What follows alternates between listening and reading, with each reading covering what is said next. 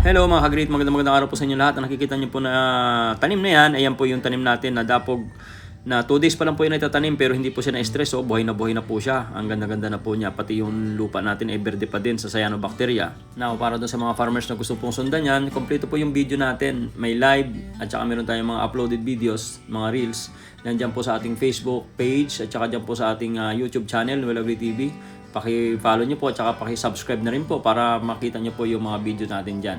Now, para po dun sa mga bago lang po sa ating channel, ito pong Will Agree TV ay nagde-demo ng mga techniques at saka ng mga pamamaraan para na sa ganun ay maka-impluwensya ng mga farmers na magsimulang magbuhay ng kanilang lupa. No? Now, dito sa particular na demo trial po natin ito, sundan nyo lang po yan. Ang ginawa natin dyan kasi in-spray natin ng bioenzyme yung lupa.